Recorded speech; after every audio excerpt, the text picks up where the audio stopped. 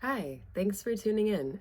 This is my first video in whatever series this becomes, but I've just been called to share. And if I look tired, it's because I am so tired.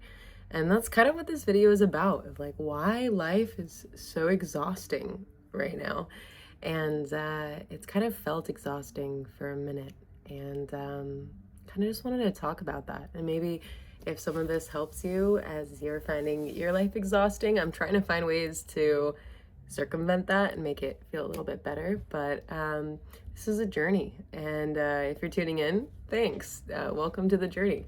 So, yeah, let's go ahead and get into it. What am I thinking about right now? I'm thinking about just being tired and what is contributing to that right now. Like, why does it feel so tiring to be a person in society these days? The first that I can think of is just how expensive everything is.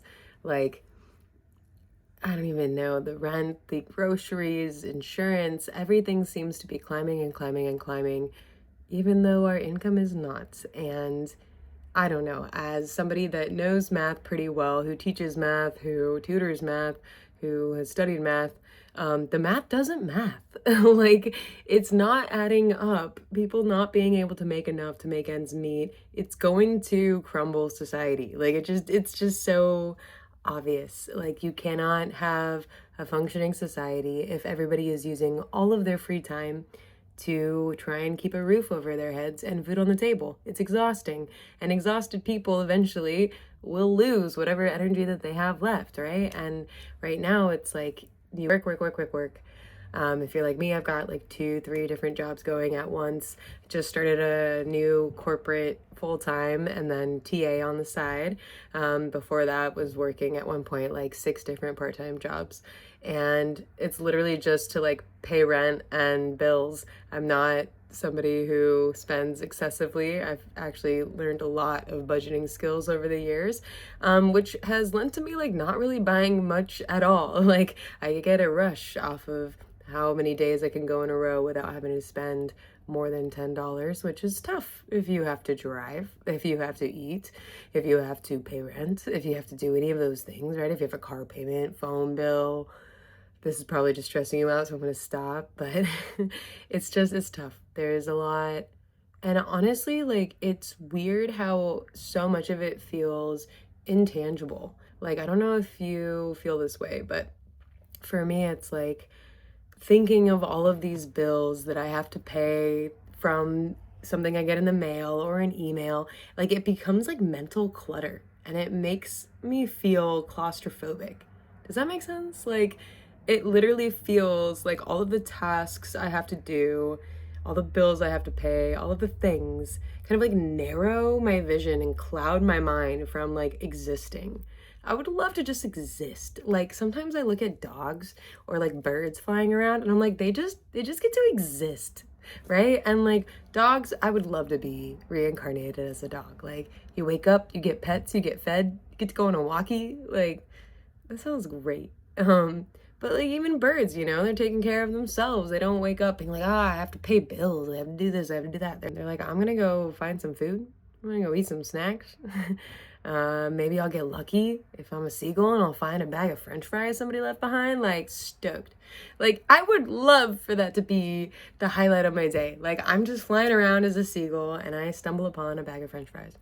But anyways, we're not seagulls. We're people. And it's kind of lonely to be a person right now. It's weird how we have this connection with social media. We have all of this like programming and evolutionary means to seek connection, right? But we're living in a society where it's so hard to connect with people. It's hard to make time because everybody has to work so much. It's hard to find the right people because everybody's so busy and everybody's having to essentially like isolate themselves so they have the capacity to show up for all of the work that they have to do. And I don't know. Sometimes I have all these ideas of things I would love to do when I get off of work, and then I get off work and I'm like literally so exhausted. And sometimes, like, I work on a computer all day. The last thing I want to do is to get on the computer when I get home from work but everything's on computers or screens. It's like, I just want to do real stuff. So I just kind of paint. I've been painting a lot recently. Here's, I guess, a few things I've painted. Here's a beanie. It's UV reactive, which is cool. I've been really into UV reactive stuff, like this guy, a little plant pot. I'm gonna turn these into some planters soon too. So like handcrafts, just crafts. I just wanna be a crafty lady. Like I just wanna have free time so I can craft and like invest myself in art and creativity, but we can't do that because that's not what our society values right now. They value making money. And so I'm doing that too. But like it's lonely. It's lonely to have this like evolutionary programming that encourages us to seek connection with people, to find community. And I don't know, if you're like me, it's kind of hard to plug into that. Like, you're like, I gotta focus on my priorities. I have to make sure that I have what I need to pay rent and to pay all my bills. I have to, if I have, you know, a kid, and so I have to make sure that I'm there for them and I'm soaking up as much time as I have with them. That doesn't leave a lot of time for yourself in the day. And that's important if you don't want to feel lonely, because like the best way to avoid feeling that is to become friends with yourself, right? But to do that, you need time and energy for self-exploration. And I don't know, I'm just kind of feeling like ever since I was in high school, myself was meant to be working on something, whether it was an assignment, trying to get top grades, you know, trying to get scholarships so I could go to college where I continue to work on stuff and do internships and tried to build up my resume so I could work on more stuff that made me happy and excited. And then I found out that, you know, for me personally, it was doing ecological research and animal rescue. And I actually did that for a little bit. I did that in Costa Rica. I was rescuing sloths. I did that with SeaWorld, and I know there's a lot of feelings about that. We can talk about that in another video, but I did work for SeaWorld as part of the marine mammal rescue team. So I was rescuing sea lions, getting them nice and healthy, releasing them. Same with seals, and then eventually got migrated to the bird team. So I was working with like pelicans, cormorants, ruddy ducks, to name a few, some herons. That cormorant almost pecked out my eye at one point. That's another story for another time. But nonetheless, like that was what I was really looking to do my whole like, I don't know, teens, college career. I get into that field and then right away they're like, yeah, no, get out of this field. Like unless you have a sugar daddy, like literally this is what they told me. They're like, unless you have a sugar daddy or you have some family money, like there's no money in this field and you're gonna be working yourself to the bone.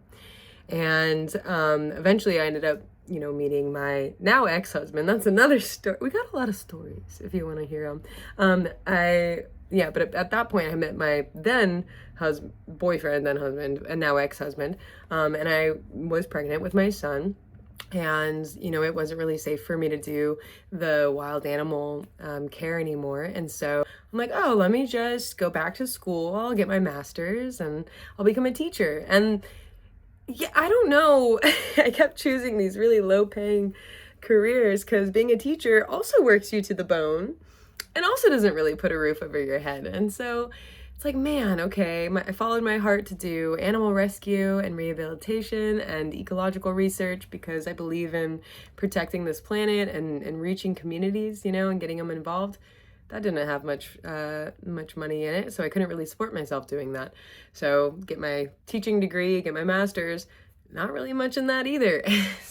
Run some nonprofits for passionate causes, not much money in that either. And so it's just like, man, do I have to sell my soul to keep a roof over like my and my son's head? Like, do I have to give up everything I love?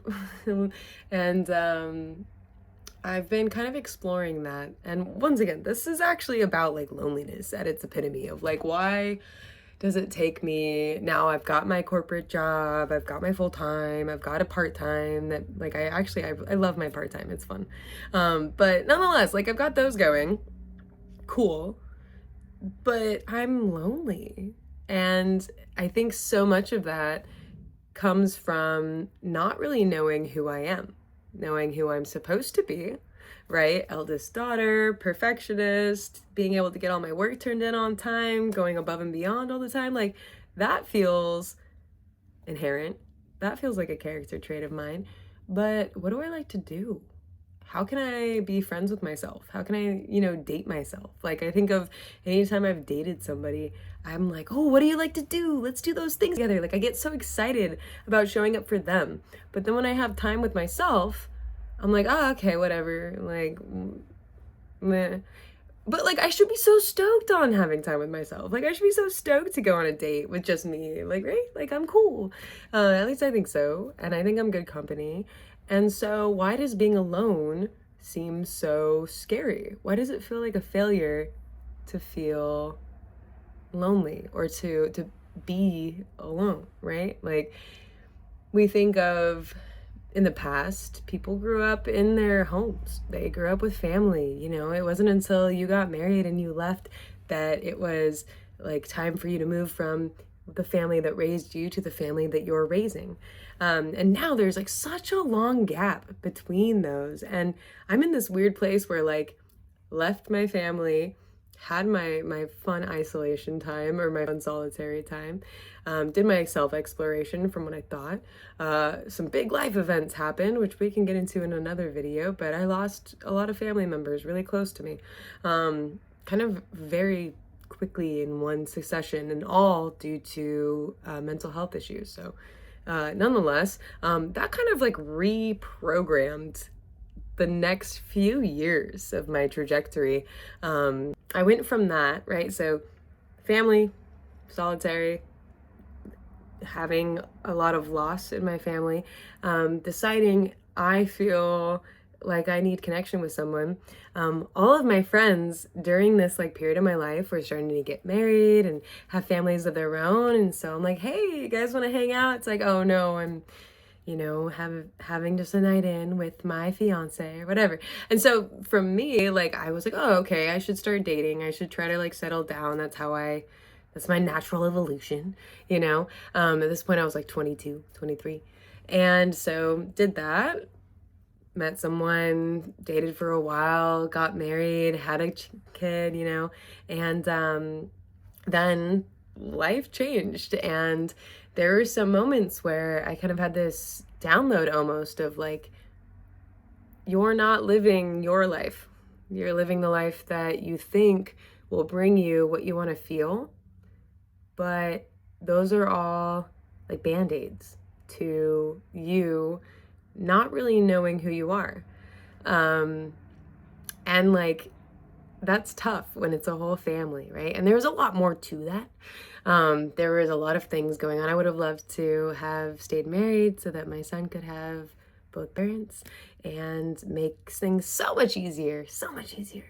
But there's a lot of things going on that after a certain point, it was like, I cannot be my authentic self in this space. And if anything's been clear to me my whole life, it's that being your authentic self is your journey, right? Like, that's almost the most important part of your life. So anyways, the whole point of this story that I'm telling is that going from that experience, then getting divorced and kind of figuring out my own path now, it's weird to have gone from leaving a family home, finding yourself, having a family of your own, but then going back to the finding yourself phase. Like, you're connected now intrinsically to, if you have a child, to that soul, but also to this feeling of like, I belong with my tribe, I belong with my family, I belong with my people, and then suddenly you're just alone again. And it can be hard to find a new tribe that resonates in the same way. And I guess in the meantime, what I'm experiencing is it can be very displacing to just have time to yourself. And I think that, this is in a video as an example of ways that I try to find, or ways that I try to keep myself busy,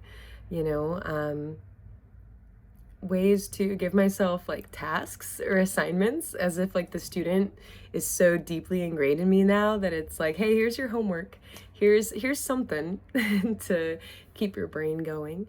And even in that, it's like, sure, it's helpful. It's helpful to process. If you find this helpful while you watch it, awesome. I'm so happy.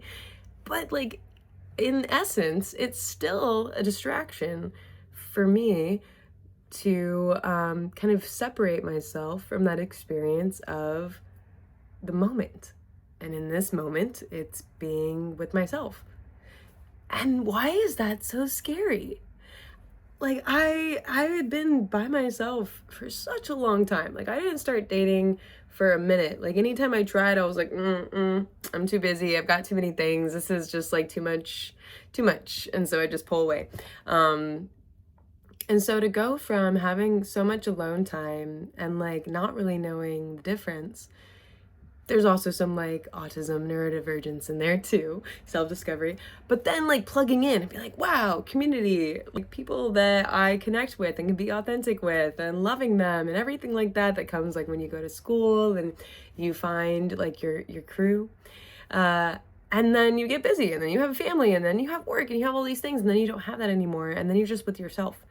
I guess I'm just trying to articulate this path of understanding that the most important part of all of this journey is learning how to love yourself. Like belonging, true belonging, like a belonging that you can have peace with and like be safe in. That comes from being able to fully express yourself. If you have to change yourself to be able to fit into the environment so that you can feel safe, are you actually safe there? Or are you always walking on eggshells? Are you always having to have this hypervigilant lens on to make sure that you don't do something that might cause you pain, right? That could be rejection. That could be someone like literally just like criticizing you for being yourself. There's stories about that too, if you want those. But yeah, I guess like the true path to feeling accepted, whether you're at home by yourself for the night or you're with your family or you're with your friends, all of that comes down to the same thing, which is loving yourself as yourself and being like, oh, I get to have a date with myself tonight. Wow, I'm so cool. Like, I'm so lucky. What? But also like if you're hanging out with like, let's say you're starting to date somebody and you're like, wow, okay, like they think I'm cool. I am pretty cool. But then like as that dating starts to turn into more of like a developed, mature relationship, right? You, at least for me, like I start to get less confident because at first when we're dating, I'm like, oh, it's me. You like me. Yeah. Okay. Wow. But as you continued through the relationship, like more of your humanity starts to show, more of your imperfectness starts to show. And then that makes me feel anxious of like, oh no, like, are they gonna think I'm cool still? Like they're starting to see behind the cracks a little bit. Like the mask, it slides when you're tired or when it's been a long day or, you know, when you're traveling and stuff. And for me, I have that anxiety of like, are you gonna like what you see? Like, are you gonna accept that? And so there becomes this like fear of like, I have to constantly maintain this like perfect personality. But that comes from a lack of accepting yourself for who you are. So trying to get back on track here, if you can really learn how to love yourself, if you can be your own best friend, if you can be your own like biggest hype person, you know, then like that's where everything will unfold for you naturally, because it doesn't matter what other people think. It doesn't matter what box other people are trying to put you into. You know yourself, you resonate with yourself. And when you find that, from what I've experienced at least, like when you really find that and hone in, like this is who I am, this is what's important to me, these are my values, my standards, this is what I align myself with, like it becomes so clear when things then don't resonate with you anymore, when they don't align with you anymore, right? Like when you tune yourself to a certain frequency that you're like, yes, this is my jam. Like once you get yourself tuned into that, it like, for me at least, is like physically painful to try and get pulled into something else that's that doesn't resonate that way. And like I can be understanding, I can, give space and all of that, but like I cannot ignore the fact that it just doesn't feel right. Like you kind of feel yourself performing or having to be more hyper vigilant of like, am I sharing too much? Am I oversharing? Am I whatever? Am I like being weird? Blah, blah, blah, blah. Like all of that. Like all of that tends to come up when you're in an environment that you don't really resonate with. And I've found that like when you're in an environment that you're like, oh yeah, no, this fits. Like this is exactly the puzzle piece that I was meant to sink right into. I'm going to be here. I'm in my element, right? Like that feels natural. Like conversations flow. You're excited. Like it feels good. And I would love to hone in on that and tune into that energizing experience with myself first, and like this, I guess, is an encouragement for you to do the same thing for yourself. But like, yeah, I guess like the more that it can be lonely to develop yourself because you become more aware of like what you enjoy and what you don't enjoy, and who you like sharing your company with and who is exhausting. And when you realize like, oh wow, a lot of these relationships that I had were performative and exhausting, and I maintained them just for the sake of not feeling lonely, but did they actually nourish me at all? Did they actually provide anything outside of a distraction from my own sense of loneliness? Like, that sounds bad. It sounds like relationships then are just being like quantified into like, how much does this value serve me? But like that's kind of what it comes down to. If you find yourself constantly feeling exhausted around somebody, kind of to wrap it to the beginning of the video, like everybody is tired. Everybody is exhausted. Like nobody has the energy to give to relationships that feel fake or feel like you have to pretend in order to maintain the relationship, that you're not who you are, right? Like nobody has time for that, which is good because we want to be more aligned with our true authentic self, but it can feel really isolating. So I don't know, this is going on a lot of tangents, but I guess I'm kind of just exploring how to accept myself and telling stories about what I'm experiencing. And if stories of my past kind of come up as I do that, then maybe that'll help. I don't know, it's for me at least, I love going to job interviews or like first dates because you kind of get to like dish all the best parts of yourself, right? And I'll always leave that experience being like, yeah, like I am cool, like I do have it. And it's my day-to-day of like waking up and being like, ah, man, I could have done all these things better yesterday, so let me try that today. And just like having that anxiety of like, what am I doing today? Like can make me forget about all the cool stuff that I've done. Like all of the experiences that I've been really lucky to have and all of the hard work that I've put into getting to where I am today. And I don't know, like I don't want to have to go to a job interview or go on a first date to like remind myself that I'm cool. Like I can be excited to spend time with myself. I don't know, this might seem really basic if you're like, yeah, me and myself are good. Like we chill. Like I love my alone time. Like if that's how you feel, this video is not probably going to resonate with you. But if you're like kind of like, oh my gosh, like am I enough? Am I too much? Am I like the most outcast of outcasts, and when I'm alone with myself, it just feels like I'm constantly ruminating over all these different directions. Wow, then this video might resonate with you more, because that's where I feel like I've been at my whole life.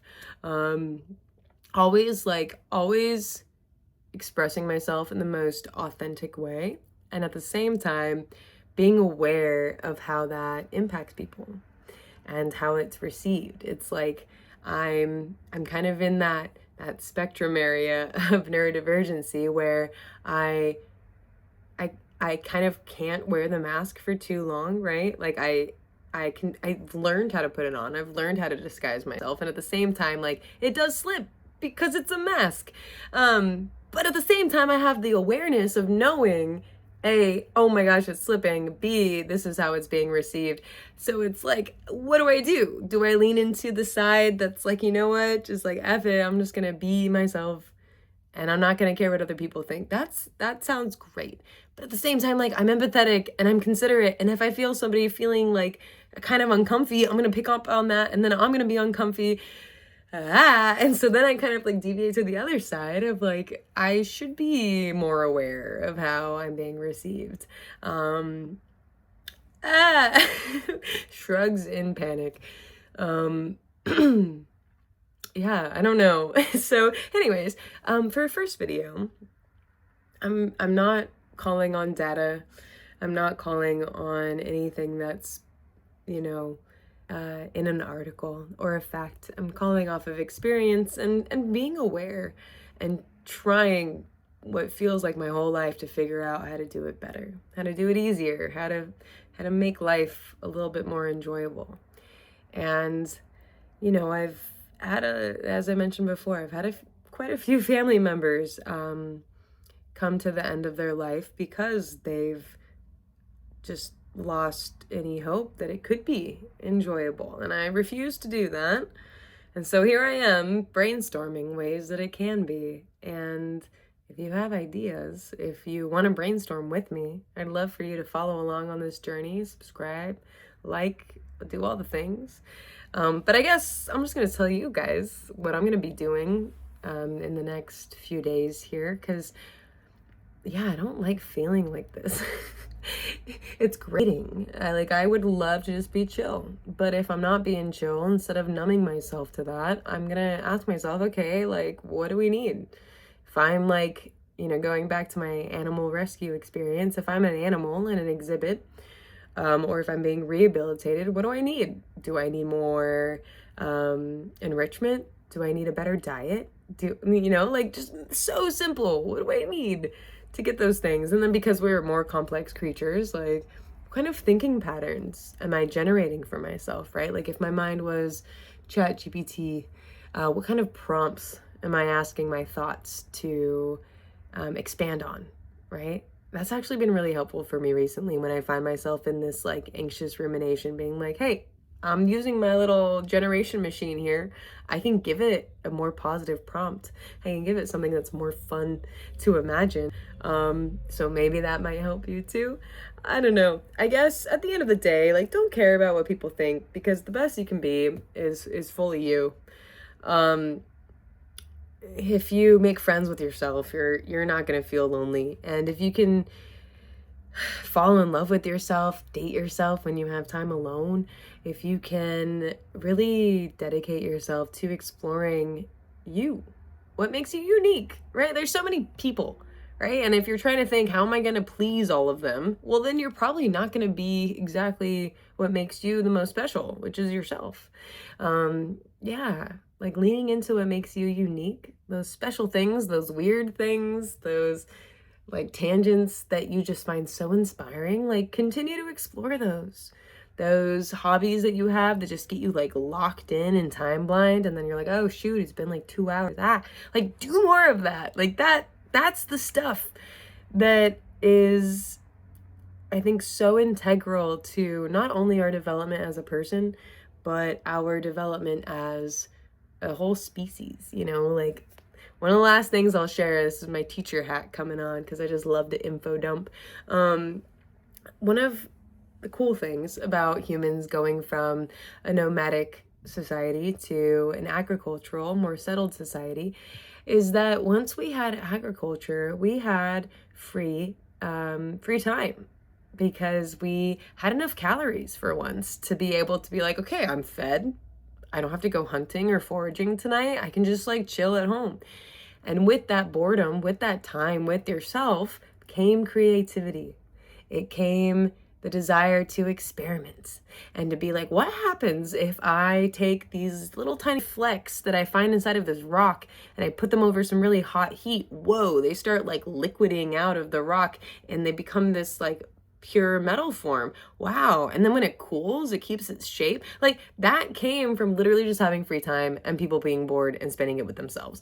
And if you look at like having excess calories led to having excess time, which led to creation, which led to experimentation, which led to the Bronze Age and the Iron Age and like in the Industrial Revolution. Like all of that came from the fact that we developed enough to the point that we had free time so that we could create new things. And so now here we are where we don't have a lot of free time because work and having to put a roof over our heads. But with the little bit of free time that you do have, and hopefully everybody keeps saying that AI is going to give us so much more free time. So hopefully that works out. And not by way of AI replacing jobs, but more so AI just kind of taking away from all of the menial, monotonous, like mentally draining tasks.